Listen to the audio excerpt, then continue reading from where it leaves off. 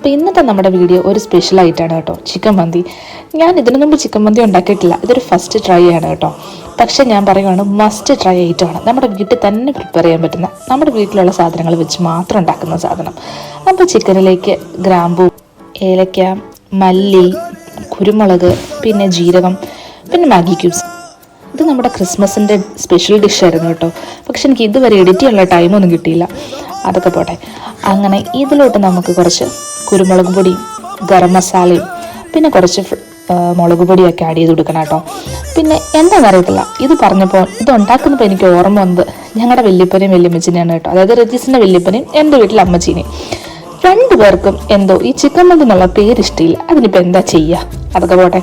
പിന്നെ അതിലോട്ട് നമുക്ക് കുറച്ച് ക്യാപ്സിക്കും തക്കാളിയും അതൊക്കെ ഞാൻ ഓൾറെഡി സെറ്റ് ചെയ്ത് വെച്ചിട്ടുണ്ടായിരുന്നു കേട്ടോ, അരിഞ്ഞ് അത് ആഡ് ചെയ്ത് കൊടുക്കുക. പിന്നെ അതിനൊരു ഫ്ലേവർ കിട്ടാൻ വേണ്ടിയിട്ട് മല്ലിയിലയും പുതിനയിലയൊക്കെ അതും ആഡ് ചെയ്ത് കൊടുത്തു. പിന്നെ എല്ലാ ഡിഷിൻ്റെയും മെയിൻ ഇൻഗ്രീഡിയൻ്റ് ആയിട്ടുള്ള വെളുത്തുള്ളി ഇഞ്ചി പേസ്റ്റ് അതും ആഡ് ചെയ്യാം. പിന്നെ ഇതിന് സ്പെഷ്യലാണ് കേട്ടോ ഓയിൽ. നന്നായിട്ട് ഓയിൽ ചേർക്കണം, നന്നായിട്ട് ഓയിൽ ചേർക്കുക. പിന്നെ നാരങ്ങയും കൂടെ ആഡ് ചെയ്തിട്ട് നന്നായിട്ടൊന്ന് മാരിനേറ്റ് ചെയ്ത് വെക്കുക കേട്ടോ. ഞാനൊരു മാരിനേറ്റ് ചെയ്ത് എനിക്ക് തോന്നുന്നത് ഒരു 2 hour, മോർ ദാൻ 2 hour വെച്ചിട്ടുണ്ടായിരുന്നു എന്താണെങ്കിലും. പക്ഷെ അത് കുറച്ച് കൂടുതൽ നേരം ഇരുന്നാലാണ് കേട്ടോ ആ ഒരു ഫ്ലേവറൊക്കെ നന്നായിട്ട് പിടിക്കുകയുള്ളൂ. അങ്ങനെ കറി നമ്മുടെ ഇവിടെ ഓൾമോസ്റ്റ് തിളച്ചിട്ടുണ്ട് കേട്ടോ. അതിൽ നിന്ന് കുറച്ച് ഗ്രേവി എടുത്ത് മാറ്റി വെക്കണം, അതുകൊണ്ട് നമുക്കൊരാവശ്യമുണ്ട്.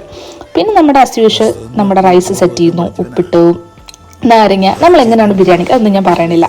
ബിരിയാണിക്ക് എങ്ങനെയാണ് റൈസ് സെറ്റ് ചെയ്യുന്നത് അതുപോലെ തന്നെ സെറ്റ് ചെയ്തു. ഇതാ കണ്ടില്ലേ, നമ്മുടെ റൈസ് സെറ്റായി. ഇത് കറക്റ്റ് വേവിന് തന്നെ സെറ്റായിട്ടുണ്ടെങ്കിൽ ഞാൻ 100% ഹാപ്പിയാണ് കേട്ടോ. ഈ റൈസ് നമ്മുടെ കറിയിലോട്ട് ആഡ് ചെയ്ത് കൊടുക്കുക. പിന്നെ ഞാൻ പറഞ്ഞില്ലേ കുറച്ച് മുമ്പ് ഗ്രേവി മാറ്റി വെക്കണമെന്ന്, ആ ഗ്രേവി ഇങ്ങനെ ഒന്ന് സെറ്റ് ചെയ്യണം. പിന്നെ കറിക്ക് കുറച്ച് കളർ കിട്ടാൻ വേണ്ടിയിട്ട് ഞാൻ കുറച്ച് മഞ്ഞൾപ്പൊടി മിക്സ് ചെയ്തിട്ട് വെള്ളത്തിൽ മിക്സ് ചെയ്ത് അതും ഒന്ന് ആഡ് ചെയ്തിരുന്നു കേട്ടോ. പിന്നെ ഇങ്ങനത്തെ കുറച്ച് ഗുഡായ്പൊക്കെ കാണിച്ച് നമ്മൾ ഉണ്ടാക്കണത് മന്തിയാണല്ലോ, അപ്പോൾ ആ ഒരു ഫ്ലേവറൊക്കെ കിട്ടണമല്ലോ. നമ്മുടെ വീട്ടിൽ തന്നെ ഉണ്ടാക്കാൻ പറ്റുന്ന ഐറ്റമല്ലേ, എല്ലാവരും ഒന്ന് ട്രൈ ചെയ്ത് നോക്കുക കേട്ടോ. ഒരു അടിപൊളി മന്തി.